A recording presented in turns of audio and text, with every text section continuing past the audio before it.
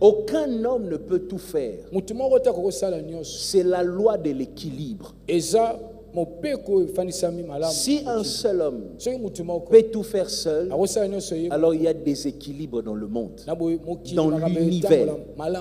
Dieu a fait les choses pour que l'homme s'arrête quelque part, un autre commence, et là où tous les hommes s'arrêtent, Dieu commence. Tu vois, Dieu n'est pas soumis à cette loi, mais Dieu respecte cette loi.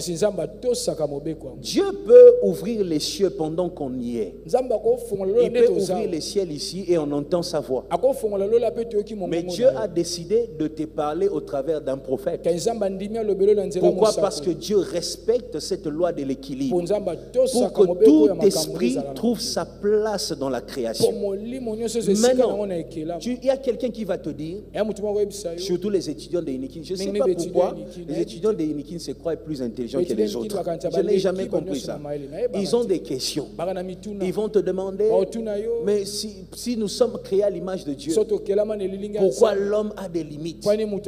Dieu devait normalement faire en sorte que l'homme aussi n'ait pas de limites, comme Dieu n'a pas de limites. La première chose qui te place de limite, ce n'est même pas Dieu, c'est ta chair. Dès qu'on prend ton esprit, on place ton esprit dans un corps. Ton esprit respecte les limites du corps. Que tu veuilles ou pas, même si tu fais le fitness, ok, tu manges les bika la kasabilo kwa mboka, tu vas mourir un jour. C'est ça. Parce que le corps va te lâcher. Et même si on te laisse vivant, toi-même tu vas te fatiguer, tu vas demander la mort. Tu vois ça? Le corps meurt. C'est parmi les limites du corps. Le corps ne peut pas vivre éternellement. Tu vois ça? Donc quand tu entres dans un corps, tu es un esprit. Dès qu'on te place dans un corps, attends, tu es dans cette église. Il y a 4 murs. Que tu veux ou pas, tu respectes là où il y a la porte. Tu as envie de sortir en haut, essaye. Meka.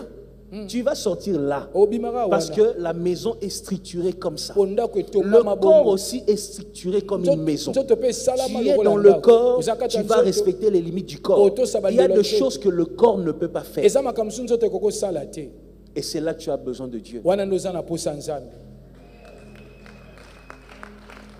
Acclamez. Oh.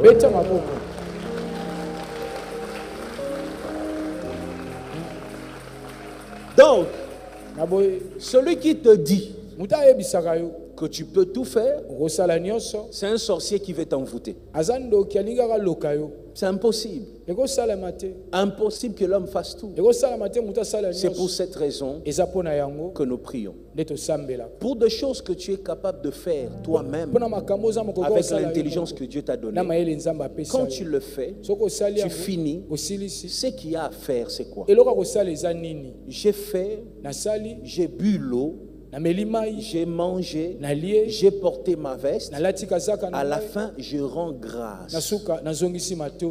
Parce que je reconnais que même la petite force que je possède vient de Dieu. C'est pour ça qu'avant de manger, on rend grâce. On finit de manger, on rend grâce. Tu es sorti, tu es rentré, tu as conduit ta voiture. Tu n'as pas intercédé pour conduire ta voiture, tu sais conduire. À la fin, tu rends grâce. Mais maintenant, lorsque tu évolues et que tu sens qu'il y a une limite devant toi, prie. La prière n'est pas une faiblesse. C'est un principe à respecter. C'est le principe des hommes et des femmes humbles. J'entends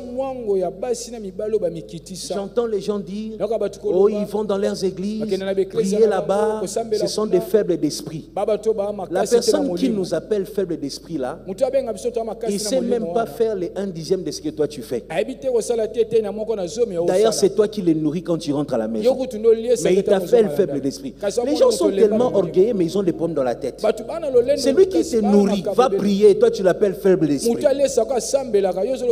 Tu vois, la prière, c'est d'abord le début de la sagesse. C'est le signe que tu sais que le corps a des limites et Dieu n'a pas de limites. Est-ce que je peux encourager quelqu'un aujourd'hui? Sois un homme, une femme de prière. Vous voyez ça? Pourquoi parfois les hommes sont rares dans les cultes des prières, dans toutes les églises du monde, même aux États-Unis? Vous savez pourquoi? L'orgueil de l'homme. Vous savez, la femme est conçue avec l'humilité. L'homme est conçu avec l'orgueil. L'homme pense que s'il montre qu'il est limité, c'est une faiblesse. Non. Il faut reconnaître qu'il y a des choses que tu ne peux pas, que Dieu est capable de faire. Prie, prie, prie. Seigneur, je n'y arrive pas, fais-le. Seigneur, je n'ai pas, donne-moi. Seigneur, je ne peux pas. Les hommes sont tellement menteurs.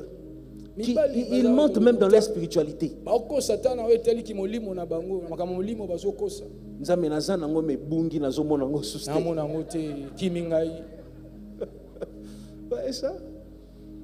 Sois humble.